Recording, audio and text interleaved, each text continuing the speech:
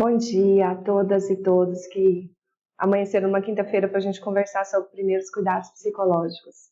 Meu nome é Ionara Rabelo, sou psicóloga da Secretaria de Saúde de Goiânia, trabalho no Núcleo de Vigilância às Violências, com experiência em emergência e desastres, e agradecer o convite da SES, Secretaria Estadual de Saúde, para tentar compartilhar um pouquinho sobre primeiros cuidados psicológicos com vocês, tá?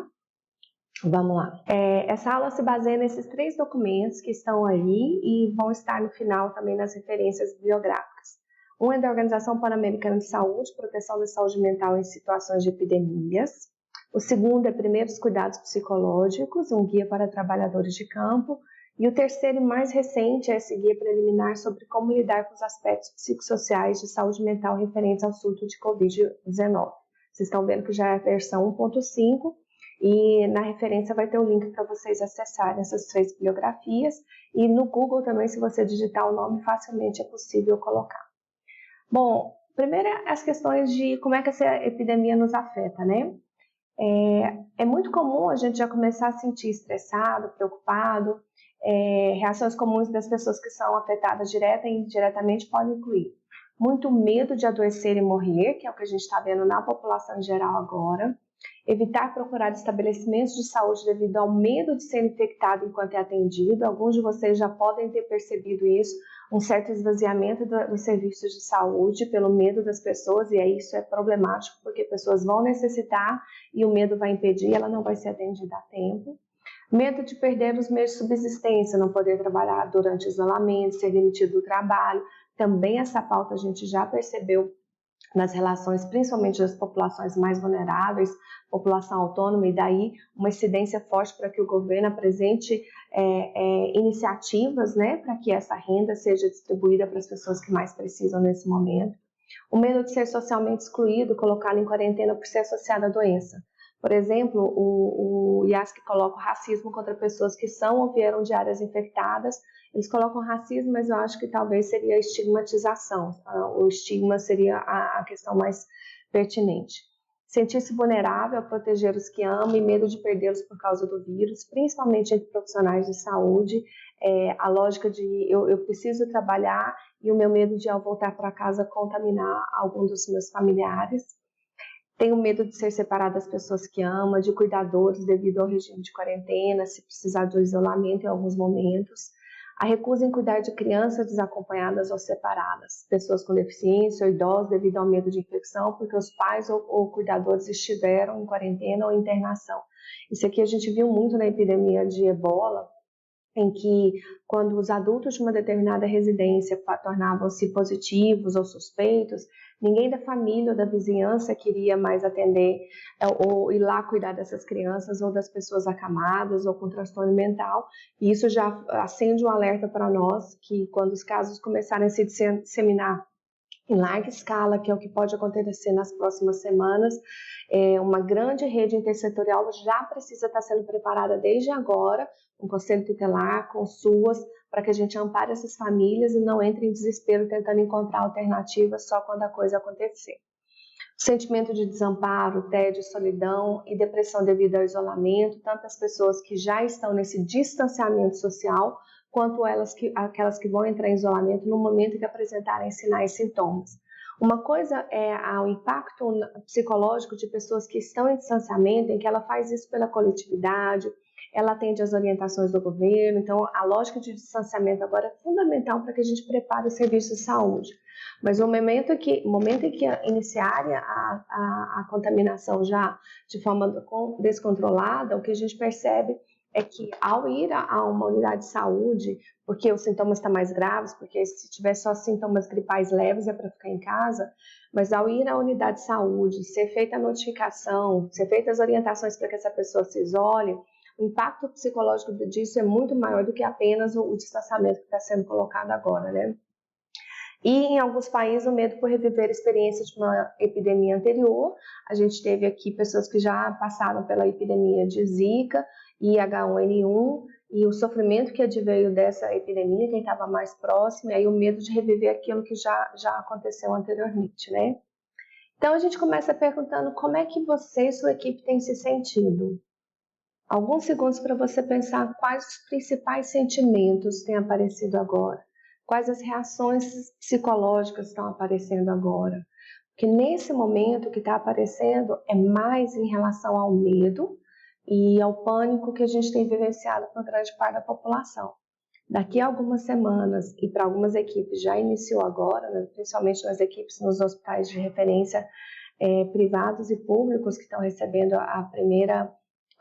os primeiros pacientes com agravamento, o sentimento já começa a ser de uma sobrecarga maior, de um medo maior, entre colegas profissionais de saúde que já começaram a se contaminar, um receio de que isso colapse toda a equipe. Então, qual sentimento você tem tido agora e como a gente pode se preparar para as próximas semanas em que realmente a sobrecarga vai ser maior? Só com relação ao estigma que a gente pode sofrer, pode vir de familiares e comunidade onde a gente mora.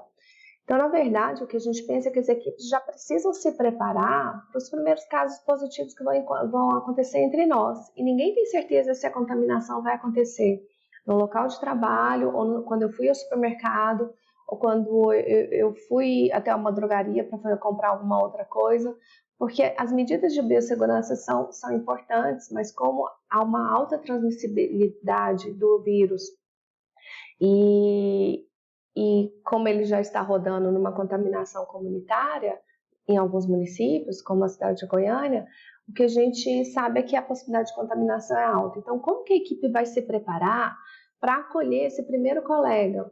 Ele vai ter que ficar em isolamento, os outros colegas vão ter que ser testados, já está chegando a testagem rápida para nós. A testagem rápida é para ver se a gente vai ter a memória viral, e já tivemos e nem percebemos, ou se a gente está na fase aguda, e aí sim eu preciso ser afastado e testado novamente. Na medida em que não tiver na fase aguda, só a memória viral, voltamos ao trabalho rapidamente. Então a testagem é para garantir que a força de trabalho se mantenha ativa, né? Que a gente se proteja, não colapse toda a equipe de uma vez, colapsar no sentido de não estarmos trabalhando todos ao mesmo tempo, e que a gente volte.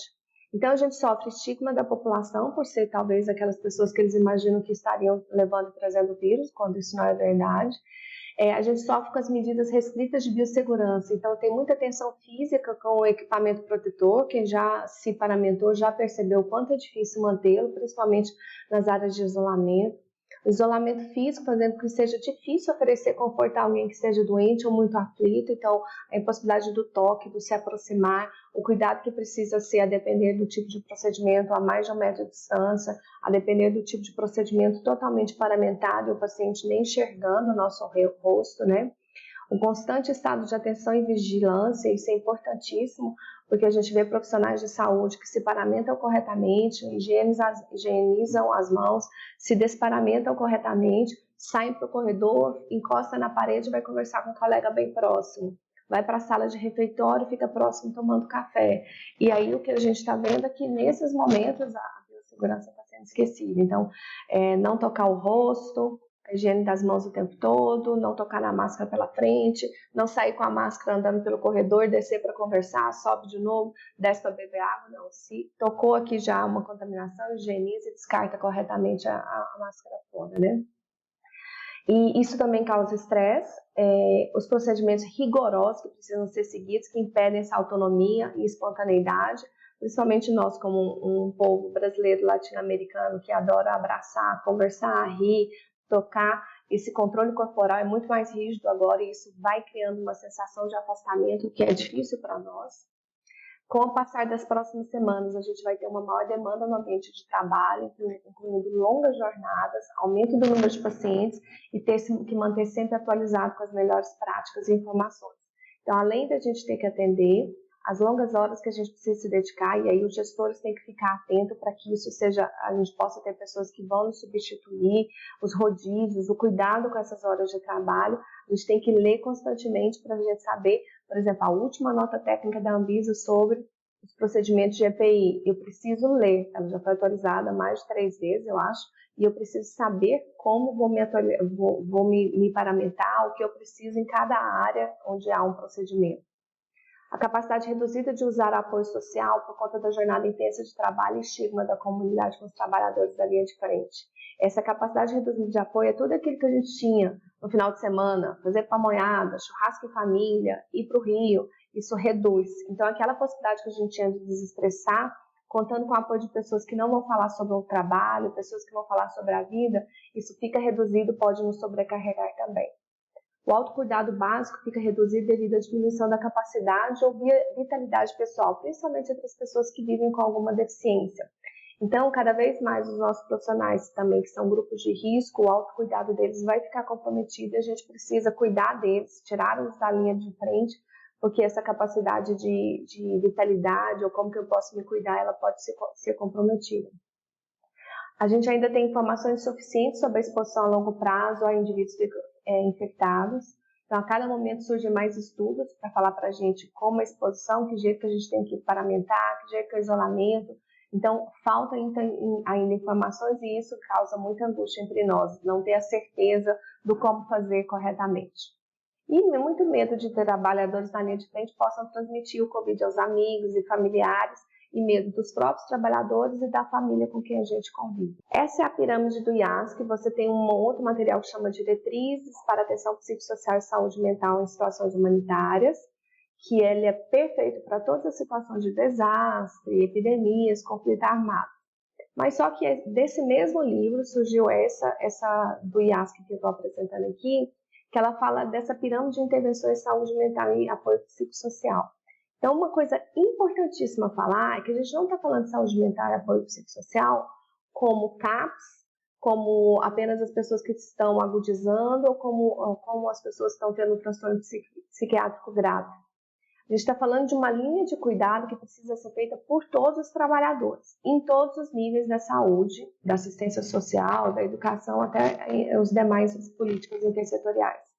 E nesses níveis, a gente precisa sempre considerar o que pode ser feito. Então, mais de 70% da população, em média, 70%, a depender da pandemia e das condições socioeconômicas, a depender do suporte que eu tenho da sociedade, o impacto dessa pandemia vai ser diferente. Então, por exemplo, na base da pirâmide, para 70% das pessoas, se a gente conseguir promover boas práticas humanitárias, serviços básicos seguros, por exemplo, como que eles acessam o CAD único, como que faz a vacinação de uma forma digna, como é que a gente continua os cuidados para TB, para hipertensão de uma forma segura e digna. Quanto mais a gente garantir isso e dizer para a pessoa que ela não está sozinha, que o sistema de saúde está amparando, não está abandonando, a gente consegue melhorar o impacto dessa pandemia em termos psicológicos e essas pessoas, com o nosso apoio, o apoio das demais redes solidárias com que eles contam, essas pessoas vão ter uma melhora à saúde mental. O segundo nível, que está fortalecimento de apoio comunitário e familiares, a gente precisa ativar a rede social. Então, esses espaços espaço amigo da criança seriam espaços protegidos para as crianças que nesse momento estão retiradas, não podem ir para a escola. Então, como é que atividades são disponibilizadas pela escola para as crianças, ativando uma rotina diária para que essas crianças não comecem também a ter um impacto muito profundo no isolamento e se estressando. E suportes também a comunidades ou formas tradicionais de autossuporte. Então, pedir para as pessoas falarem com amigos, pedir para que essas pessoas conversem entre si, pedir para essas pessoas não se isolarem. Então, quanto mais a gente estimula, então, assim, se eu tenho a atenção primária, sabe, de 2 ou 3 idosas que gostavam de ir para a caminhada na praça e não estão indo, eu já pedi um celular para a gente fazer uma videochamada, coloca as 3, ensina como elas podem fazer isso, ativa para que elas compreendam que o isolamento domiciliar não significa que ela foi esquecida pelas demais pessoas. Todas essas estratégias são fundamentais para a gente cuidar das pessoas durante esse período de pandemia, elas sentirem que o setor de saúde está comprometido e sentir que o suporte comunitário pode ser mantido por outras vias. A gente chega no terceiro nível, que é o apoio específico para as pessoas, e ele não é especializado. Pode ser por agentes de saúde, comunitários de saúde, de endemias, os profissionais da linha de frente, todos, que são nutricionistas, odontólogos, enfermeiros, médicos. Esse apoio psicossocial, a gente chama, não é um cuidado da saúde mental. é um cuidado da rede de atenção psicossocial, que não é só CAPS, que é atenção primária, estratégia de saúde da família. Então, todos esses atores, todos esses serviços, eles podem dar um cuidado específico no momento em que a pessoa apresente uma crise. Então, nesse nível, que é o terceiro nível da pirâmide, a gente está falando, então, dos primeiros cuidados psicológicos, que a gente pode ofertar para a população e a gente pode ofertar para os nossos colegas de serviço, e não é um cuidado especializado. Então, qualquer um pode aprender isso que a gente está fazendo, vocês podem continuar a capacitação sobre isso no seu serviço, em qualquer parte que você esteja, e capacitar aquelas pessoas que são mais sensíveis, têm uma escuta melhor, para que elas possam ser esses pontos de referência para manejar os cuidados com a equipe, para que a equipe possa fazer a mesma coisa para a comunidade. Então, nessa linha que a gente coloca os primeiros cuidados psicológicos. Na ponta da pirâmide estão os serviços especializados em saúde mental. Então, seria um serviço de atenção à saúde mental por profissionais de saúde mental. Então, são todos, enfermeiro, psiquiatra, psicólogo, nutricionista, todas as nossas equipes que estão dentro dos serviços de CAPS, de pronto-socorro psiquiátrico, os hospitais de retaguarda. Então, esses são os serviços especializados. O que a gente espera é que essa ponta realmente seja pequena, o aumento talvez em média de 1 a 2% de casos, mas são casos que 1 a 2% dentro do serviço de CAPS vai ter um impacto grande. Então, se toda a rede trabalhar em todos os níveis, a gente cuida do sofrimento e evita e previne para que ele seja tão agudo que ele vai precisar de um serviço de CAPS. E as reações nesse momento são reações normais, elas são intensas, mas a situação normal faz com que a gente chore mais fácil, tenha crises de taquicardia, imagine que está hiperventilando numa crise ansiosa quando chega para trabalhar e já teve um óbito. Então, isso tudo é normal, porque o que a gente está vivendo aqui no país pela primeira vez em grande escala é uma situação anormal que levanta muitos questionamentos, o medo da morte. Então, isso tudo faz com que a gente fique muito mais sensível. Aquilo que eu conseguia fazer cotidianamente, parece que eu já não consigo, porque meu sentimento é de que algo muito perigoso vai acontecer. Então, a gente precisa normalizar essas reações, dizer para a pessoa, você não está enlouquecendo, ainda não é necessário um serviço de psiquiatria nem de psicologia, eu vou te ouvir e juntos a gente vai conseguir entender o que está acontecendo. Essa escuta, chamada de primeiros cuidados psicológicos, que não é só para quem é especializado, ela pode ser feita, a gente treina PCP, que a gente chama, né? Em bombeiros, policiais militares, agentes de saúde.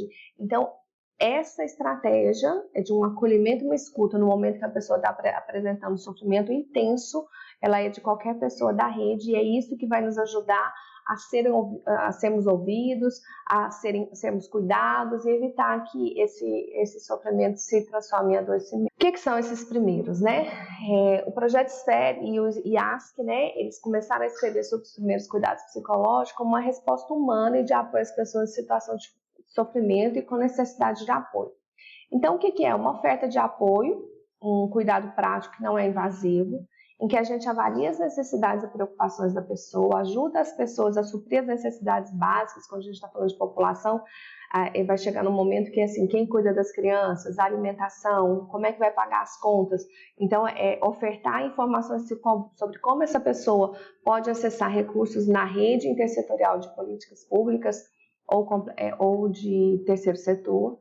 É uma forma de escutar as pessoas sem pressioná-las para falar, confortar as pessoas e ajudá-las a sentirem calmas, ajudar as pessoas na busca de informações que elas precisam e protegê-las de qualquer dano adicional. Então, esse cuidado é essencial para a gente prevenir. O que PCP não é? Não é algo que só profissionais especializados podem fazer. Então, não é algo que só psicólogo, enfermeiro que vai ser treinado. Não é isso. Qualquer pessoa pode ser treinada para fazer essa oferta de primeiros cuidados psicológicos para manejar o sofrimento, tanto da equipe quanto de pessoas da população. Ele não é um atendimento psicológico, já falei. Não é um debriefing psicológico, já que não envolve necessariamente uma discussão detalhada sobre o evento. O debriefing psicológico já foi falado pela organização e esse manual explica que ele não pode ser utilizado, ele não se recomenda mais a utilização do mesmo em situações de desastres e pandemias. Nesse tipo de oferta, não é só solicitado que as pessoas analisem o que aconteceu, relatar o passado, não é algo que você fica voltando atrás para começar do zero e tentar ver o sentido disso, é algo muito focado mesmo, né? E o PCP não pressupõe a capacidade de ouvir a história da pessoa, mas isso não significa pressionar ela para falar sobre sentimentos e reações que tiveram em relação ao evento. Então, eu ouvi a pessoa, só que não pressionando para ela entrar em detalhes com você sobre o que se passou, como é que ela se sentiu.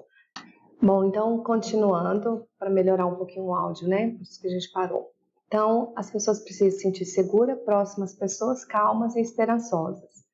Elas precisam ter acesso ao apoio social, físico e emocional. Elas sentir que ela não está se isolando ou que ninguém está entendendo nesse momento de crise.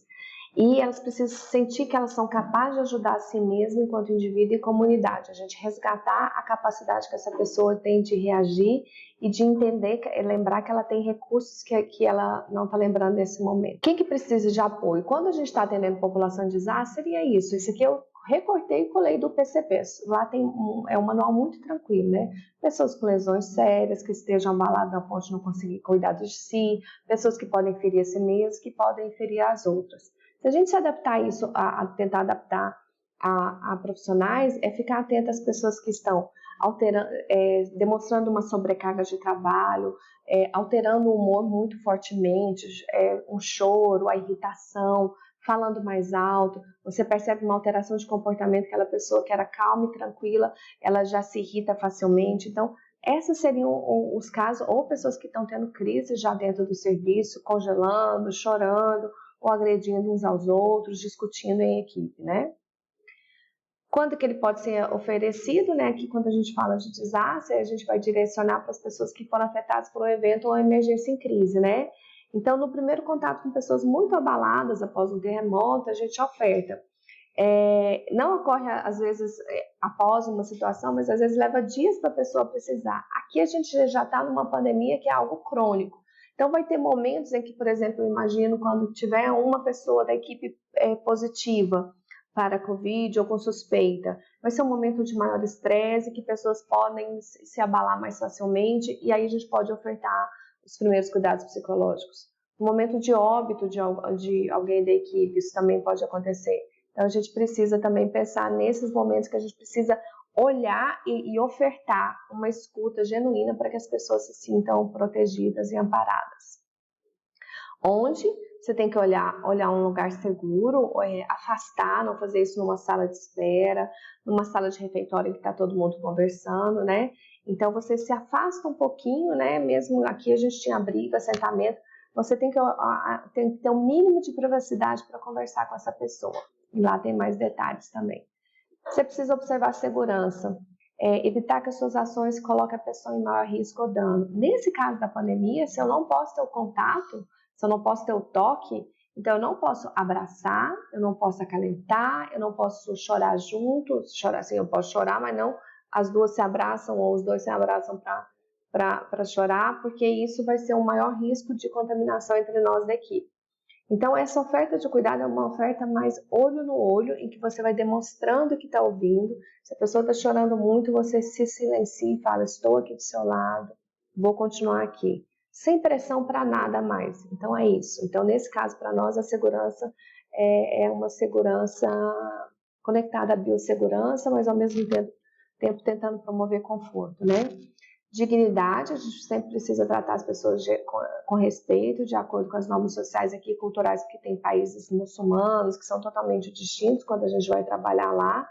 Aqui é tratar com respeito qualquer que seja a pessoa, não estigmatizar, não gritar, não falar que essa pessoa está histérica, que é muito utilizada com relação a nós mulheres. Qualquer expressão afetiva já é uma conexão com histeria.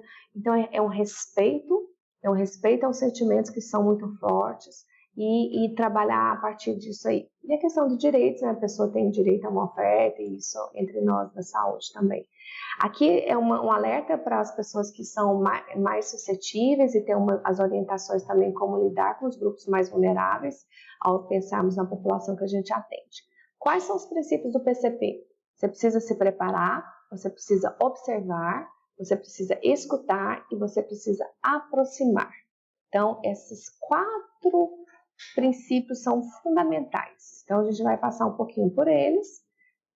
O preparar é você tem que se informar sobre a crise, sobre o serviço, sobre as questões de segurança e proteção. Nesse momento, preparar, atualizar-se constantemente com relação à biossegurança, estudar os manuais de saúde mental e atenção psicossocial já para você criar um plano para você, para sua equipe, para a rede, imaginando que a sobrecarga de trabalho ainda vai chegar.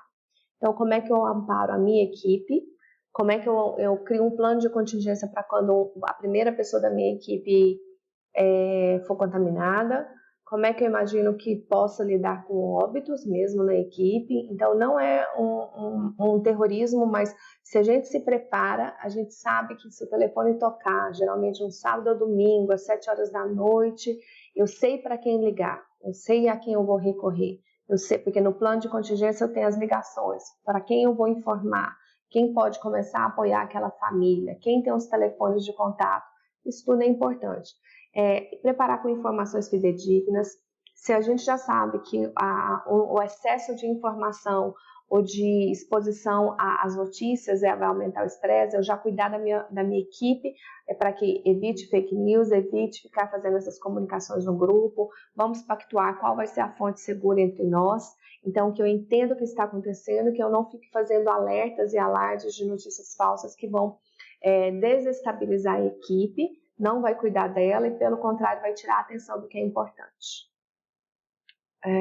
Vamos lá.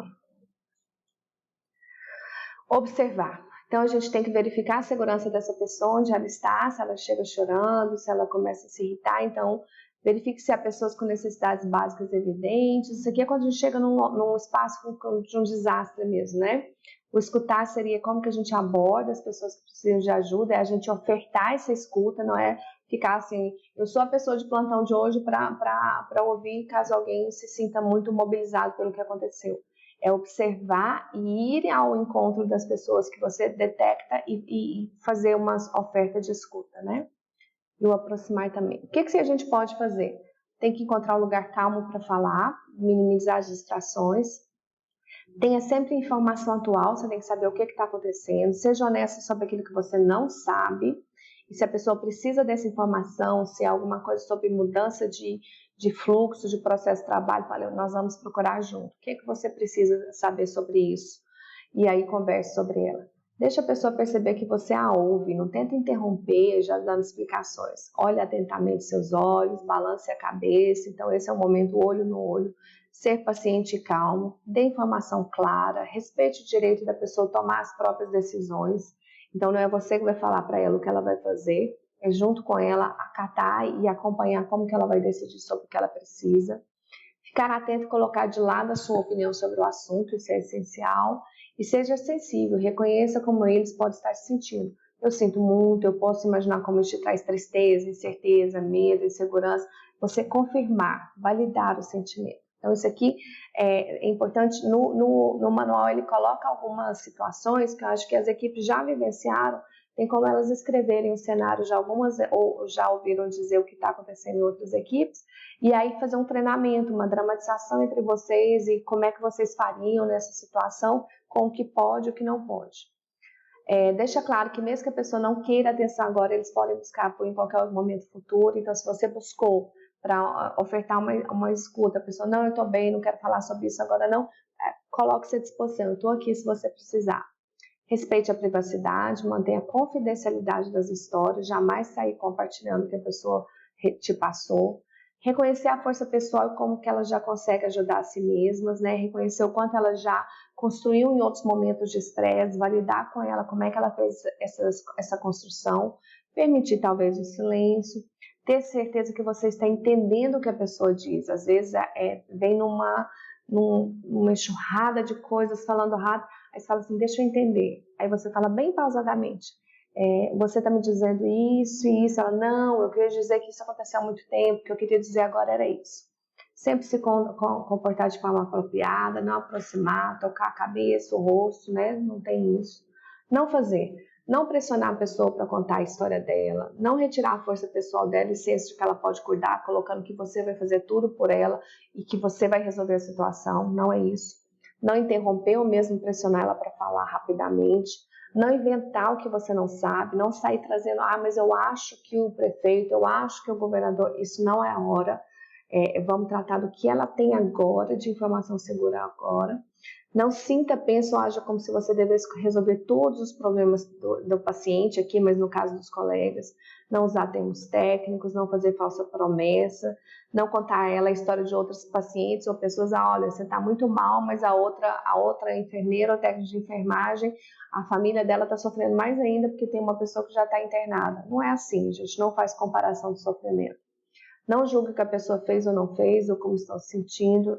Jamais dizer você não deve se sentir assim, ou você não pode chorar. Não é isso. Estou aqui do seu lado, me conta o que você precisa. E jamais falar dos seus próprios problemas. Às vezes tem pessoas que começam a relatar o que está passando, a outra pessoa quer mostrar solidariedade, fala, nossa, eu também estou passando. E aí, se você está tentando ajudar, vai ter um nivelamento que uma não ajuda a outra. Então, segura os seus próprios e pense, eu estou aqui para ajudar essa pessoa agora e não para começar a contar de outros problemas que eu vivo. Verificar a segurança, a gente já falou, né? As necessidades, aqui seria de biossegurança, né? E verificar se há pessoas com reação séria de estresse psicológico, e para isso precisa estudar um pouco mais, em que você já percebe por mais de 2 semanas essa pessoa alterou o comportamento, já relata que não está dormindo, que não está comendo, o nível de ansiedade alto, a pessoa não consegue focar a atenção, então gradativamente você vai ofertando o cuidado, mas vai triar, e se você percebe que está agravando, a gente precisa encaminhar para as equipes de saúde mental. Escutar é você chegar para a pessoa e abordar, perguntar sobre as preocupações e escutá-las e ajudá-las a sentir calma. Então, como é que a gente se aproxima, né? De forma respeitosa e não intrusiva, apresentar, se a pessoa não é da sua equipe, você vai ofertar seu nome e função, se ela já te conhece, perguntar se pode oferecer ajuda, se possível encontra um local silencioso e confortável, ajudar essa pessoa a se sentir confortável, oferece água, senta, vê se está ventilado o espaço, né? Mantenha a distância de mais de 1 metro, mantenha a pessoa em segurança, né? Retire eventuais perigos iminentes, se é uma pessoa em extrema agitação, ela pode pegar alguma coisa para se machucar, né? Em casos extremos. Proteja essas pessoas da exposição da mídia, né? Se tanto é profissional quanto pessoas da comunidade, se é para falar de casos positivos, proteger para que essa pessoa não vá da entrevista, que não seja ela, sabe? Isso precisa ser olhado. Não deixar essas pessoas sozinhas quando percebem que estão desorientadas ou incapazes de cuidar de si. Então, sempre buscar apoio de outros colegas, não deixar ela sair sozinha para procurar ajuda, né? Perguntar, né, sobre as necessidades e preocupações, em desastre, às vezes tem alguma coisa que são evidentes, né? Às vezes a pessoa está com a roupa toda rasgada, sangrando, mesmo assim a gente não invade, a gente não pega ela e vai fazer um curativo. Você pergunta o que você precisa agora, o que você mais precisa nesse momento. Com pessoas ou profissionais que estejam em crises talvez de estresse, sobrecarga, encontre um local seguro e faça as perguntas também e ajude essa pessoa a definir prioridades, o que ela precisa para descansar. O que ela precisa para voltar a se sentir confortável, o que ela precisa da equipe para que ela consiga sentir que está tendo um reequilíbrio, né? Ajudá-las a se acalmar, fique perto, não pressionar para falar. Se a pessoa quiser falar sobre o que aconteceu, você deixa, né? Se a pessoa estiver muito angustiada, ajuda ela a se acalmar, não é falando, fica tranquila. Fala, estou aqui com você, a gente vai se acalmar junto. Se precisar fazer um exercício respiratório, as equipes de saúde mental podem explicar como fazer. As equipes de práticas integrativas podem nos apoiar também, ajudar a manejar o estresse agudo. Então, isso tudo a gente pode utilizar como ferramentas nesse instante. Garanta tempo para iniciar uma interação. Se você já precisa trocar plantão, precisa atender um paciente, não comece uma interação para ser interrompida. Então, começa e garanta tempo. Mantenha um tom de voz calmo, uma postura empática. Muita atenção à sua linguagem não verbal, se você cruza os braços, se afasta. Então, mostra que você está atento, que você vai se aproximar dessa distância, mostra que não pode se aproximar mais. Veja como essa pessoa vai reagindo, se ela contrai, se ela fica batendo, se ela fica agitada naquele espaço e quer sair. Então, isso é muito importante. E utilizar essas técnicas que a gente chama de escutativa, que é de escutar empaticamente, confirmar, você está me dizendo isso. Então, não é fazer perguntas demais, é dizer, eu estou aqui, me conta o que você precisa. Para ajudar a ficar calma, esse tom de voz calmo e suave, não falar alto nem acelerado. O contato visual, porque em países muçulmanos às vezes a gente não pode manter, então aqui é possível. Lembre que a pessoa lembra as pessoas de que você está lá para ajudar e de que estão seguras se isso for verdade. Então, você está seguro aqui, a gente já saiu do corredor, a gente pode conversar, a gente pode ver o que você precisa. Aí, se tem casos muito graves, se você perceber que a pessoa já está iniciando um delírio ou ela está desconectada do ambiente, né? Então, ela está falando coisas já que você percebe sem sentido, né? Em algum momento isso pode acontecer. Você vai utilizar algumas técnicas que em inglês seriam grounding techniques, mas essa seria assim, ó, como é que você conecta com essa pessoa que está acontecendo agora? Você vai olhar nos olhos dela e fala, pisa os dois pés no chão e tenta massagear os pés. Pega os dedos das suas mãos e toca no seu próprio colo e bate um pouquinho, bate de um lado, do outro, do lado, do outro, bate no joelho e vamos respirar fundo. Peça para ela olhar no ambiente e descrever o que ela está vendo. Você está vendo quais cores, o que você está ouvindo, e gradativamente ela vai respirando vagarosamente, você vai incentivando. Esses seriam para casos já de um manejo de uma crise mais aguda, né? O aproximar é ajudar essas pessoas a resolver as necessidades para que elas se aproximem, tenham acesso a pessoas e serviços. Como é que ela vai lidar com esse problema? Você vai dar o máximo de informações e ela precisa conectar essas informações com a rede de apoio dela. Então, como é que isso pode ter sentido? Então, o objetivo do PCP é ajudar essas pessoas a recuperar esse sentido de autoeficácia. Aqui estava em português de Portugal, era o controle, mas é o controle, que ela possa assumir o controle da situação. Então, isso aqui eu já tinha ofereceu informações. Desculpa, eu deixei esse aqui porque era da vivência religiosa. Então, respeite e facilite a vivência religiosa e espiritual de vítimas ou profissionais. Então, se você já sabe da vivência religiosa, se essa pessoa faz meditação e é budista, se ela é evangélica, católica, espírita, de religiões de matrizes afro, pergunte como é que ela tem acessado os rituais, seja por via de tecnologia de informação e comunicação, virtual mesmo, ou como é que ela tem conversado com pessoas de referência para ela. É importante retomar. A gente não faz essa oferta se a pessoa não tem história nenhuma e nunca fez nunca compartilhou essa informação com a gente. A gente pode perguntar o que ela acredita, o que já ajudou em outros momentos, mas jamais chegar dando uma oferta da crença religiosa que você tem. Isso jamais. Então, é ativar aquilo que a pessoa já tem e ser respeitoso com isso, né? Alguma coisa adicional é que as reações de estresse são naturais, fazem parte desse ajustamento psicológico que a gente necessita nesse momento. Elas geralmente desaparecem dias ou semanas seguintes ao evento, então se fosse um óbito ou alguma coisa grave que aconteceu na equipe, gradativamente com esse suporte da equipe, essa oferta de cuidado individual que você vai conversar várias vezes com a pessoa, ela tende a desaparecer. Uma exposição recorrente ao evento deve ser evitada, então, por exemplo, se eu não ficar assistindo, então, se eu perdi um familiar, eu perdi um profissional, se eu ficar na mídia o tempo todo ouvindo a mesma coisa, isso vai aumentar meu estresse, por mais que a gente dê essa escuta do PCP, o estresse aumenta por outro lado de tudo que eu estou vendo e revivendo o meu sofrimento.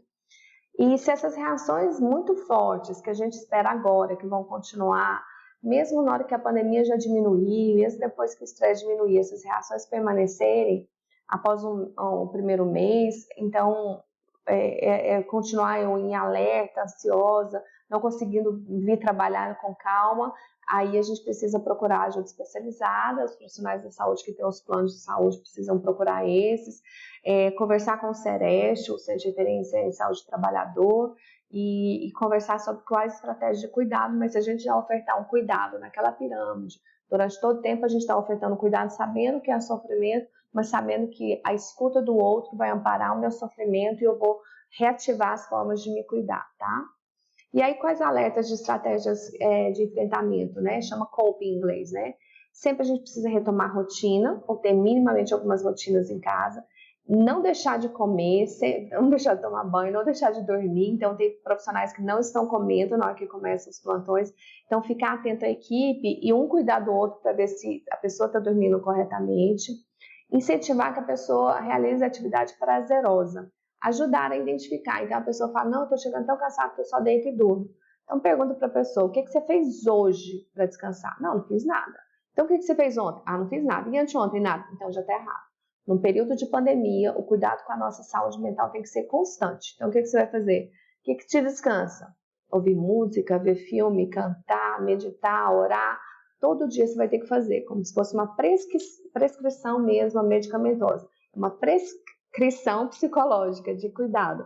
Então faça constantemente. E aí faça isso como um remédio mesmo, porque aí você vai desativar a atenção e o alerta e ativar áreas do cérebro que precisam diminuir essa descarga de neurotransmissores que vão ativar o estresse. Passar tempo com pessoas significativas, aqui eu acrescentei o virtuais, né, que a gente não pode mais visitar mãe, pai, avô, então se a visita é de longe, ou se tem afastamento, como é que eu passo tempo? Eu vou na varanda, eu ligo, que jeito que eu faço, né? Então tem que ser criativo. Algumas pessoas acham que é terapêutico escrever sobre o que aconteceu, o que tem acontecido, se isso faz parte da sua história. Falar com alguém de confiança, falar com colegas ou amigos sobre o que você está sentindo, o quanto você tem chorado mais facilmente ou se irritado. Quando a gente fala, a gente faz uma ventilação de sentimentos que é importante. O exercício e a atividade física são imprescindíveis, então se a gente tem colegas profissionais da educação física nas equipes de educação física, será que eles podem cuidar das nossas equipes, cuidar das equipes da atenção primária, mesmo no momento de plantão, que atividade de alongamento pode ser feito, como é que ele dá orientações e vídeos para a gente fazer em casa, como é que eles ativam essas orientações para que em casa a gente tente fazer, como é que eles adequam o que eu consigo ou não. Então tem pessoas que são muito obesas, não vão conseguir fazer yoga, então o que ele encontra e adapta, isso é fundamental para a gente cuidar das equipes, né? Os períodos de descanso, dar apoio mútuo. Quanto mais eu me conecto com o outro, pensando eu estou ajudando o outro, mesmo que eu esteja sofrido, eu vou ativar áreas cerebrais em que eu vou criando resiliência. Então, por mais que eu também assim, eu estou chorando muito porque eu perdi um colega hoje, mas eu vou para lá e vou tentar fazer algo junto com a equipe. A gente vai fazer uma foto, vai fazer um vídeo, a gente vai conversar sobre isso e eu tomo a iniciativa. Isso é importantíssimo para a minha saúde psicológica. E tentar ativar com as pessoas as estratégias que já funcionaram no passado. O que a gente desaconselha? Aumentar muitas horas de trabalho, diminuir as horas de sono, então já olha como fazer higiene do sono, na internet já explica, tem vários estudos. Quando a alimentação é inadequada, eu começo a beber mais do que eu já tinha o costume, então a bebida era de final de semana, agora toda noite eu chego, eu preciso beber. O café, o cigarro, então se eu vou aumentando o consumo, se eu começo a fazer isso agora, se eu já me isolo, tem profissionais que estão pensando em ficar numa casa separada para não contaminar a família, então não fazer esse isolamento total, como é que eu faço isso cotidianamente, com cuidado de sempre conversar com a família. E se eu chego muito cansado, só tomo banho e durmo, já é uma forma de isolar, isso também não, vai agravar. E se eu evito qualquer coisa, eu evito trabalho, evito família, evito qualquer coisa que me lembre a pandemia, isso também, essas estratégias com o passar do tempo vão fazer com que eu me isole. Então, é para eu evitar notícias, mas pessoas não. E se eu tiver qualquer comportamento de risco, de sair acelerando o carro, né, qualquer coisa assim. Então, a dica é colocar sempre à disposição para conversar. E aí, aqui tem a equipe que faz a coleta do LACEN, e eu peguei hoje uma foto do Hospital Municipal de Porangatu em que já tinha equipe fazendo uma estratégia que essas das fotos, né? Então, quando a pessoa se paramenta, a carga física disso, entrou num isolamento, na saída, como é que a gente está amparando os colegas que estão saindo do isolamento? Tem colegas que relataram no HCOR que foi dividido o hospital em área suja e área limpa, como a área dos que são suspeitos e os confirmados. E aí uma colega passou de uma área para outra e falou assim, não, você está na área suja, nem chega perto. Então, não é isso. Como que a gente vai ter biossegurança, como é que a gente vai se cuidar, respeitar e conversar sem estigmatizar uns aos outros, né? Como cuidar da própria saúde mental, essa foi a foto que estava também no G1 da equipe do Itaipu, em que a gente se paramenta, a gente se cuida, a gente conversa. Então, gradativamente, a gente pode ofertar o PCP para aquelas pessoas mais afetadas, mas no cotidiano, conversar em equipe, criar estratégias para a gente se motivar, receber as cartas receber as cartas de pessoas que sejam já em recuperação, para que a equipe saiba, olha, aquele paciente que saiu tão grave daqui, ele já saiu de alta, que a gente crie na rede uma possibilidade de comunicação, isso tudo vai afetar a nossa saúde mental, né? Algumas dicas que o Manuel coloca é: pense no que ajudou a lidar com seus problemas no passado e vai se fortalecer. Em todas as outras dicas de carga horária que já tinha, redução do álcool, o descanso e a reflexão é muito importante, né? Então aqui também fala tudo que você precisa fazer, ajudar os outros, aprender a fazer reflexões. E aqui a dica: após mês ou continuando a pandemia durante um tempo, você tiver lembranças persistentes, reações físicas, o comportamento de esquiva, de evitar lugares e pessoas, uma excitação exagerada, esse estado de alerta constante, emoções muito negativas, de dificuldade de confiar na sua equipe, nos outros, aí você precisa procurar uma equipe de saúde mental para te apoiar. Aqui as três links que eu falei, que são a base dessa apresentação. Eu acrescentaria o Diretriz IASC para a Saúde Mental e Atenção Psicossocial, que é uma mais ampla, mas essa é a base para a gente conversar.